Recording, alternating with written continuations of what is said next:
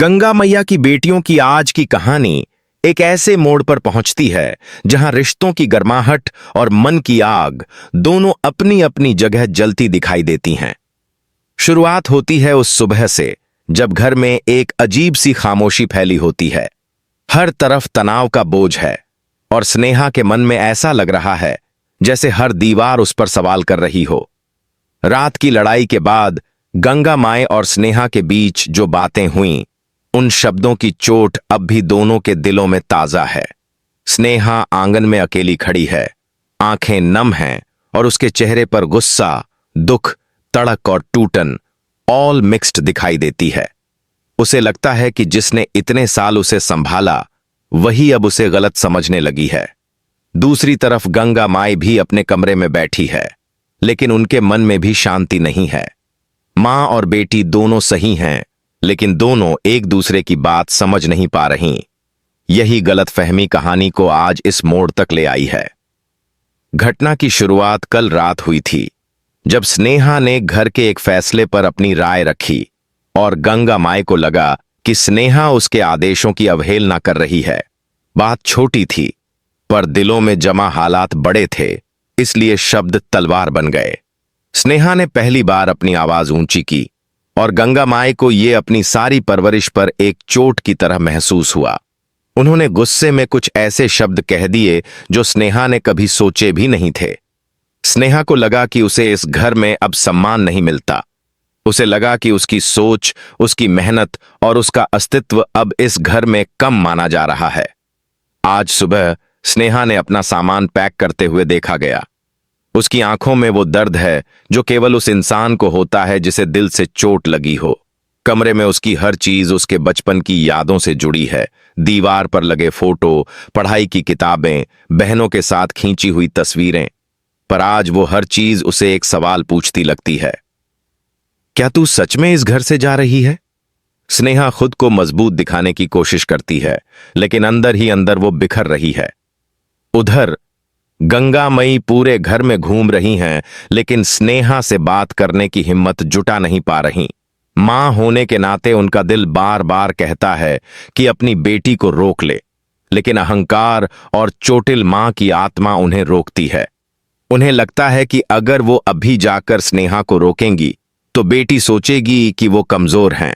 दोनों के बीच एक अदृश्य दीवार खड़ी हो चुकी है। प्यार की परछाई अब अहंकार में ढल चुकी है। स्नेहा की बहनें भी इस माहौल को देखकर परेशान हैं। छोटी बहन रितु उसके पास आती है और उसका बैग खींचकर कहती है, दीदी मत जाओ, घर ऐसे नहीं टूटते। स्नेहा उसे गले लगाती है, लेकिन जवाब नहीं दे पाती। उसके पास शब्द नहीं हैं, सिर्फ आंसू हैं। फिर वह कहती है, रितु, कभी कभी घर में रहकर भी इंसान अकेला हो जाता है।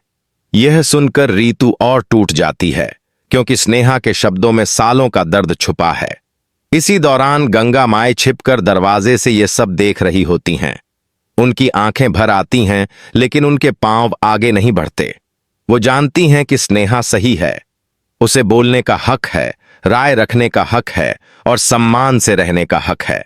पर एक मां कभी अपनी गलती इतनी जल्दी नहीं मानती, खासकर जब मामला इज्जत और अनुशासन से जुड़ा हो।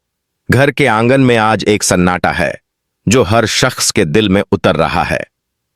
स्नेहा का बैग तैयार है। वो आखिरी बार कमरे को देखती है, जैसे कुछ हमेशा के लिए पीछे छोड़ रही हो। वह गहरी सांस लेकर बाहर की ओर बढ़ती है। उसकी बहनें एक तरफ खड़ी हैं, आंसू रोकती हुई। गंगा माई आखिरकार हिम्मत जुटाती हैं, लेकिन जिद और उठते कदम दोनों टकराते हैं।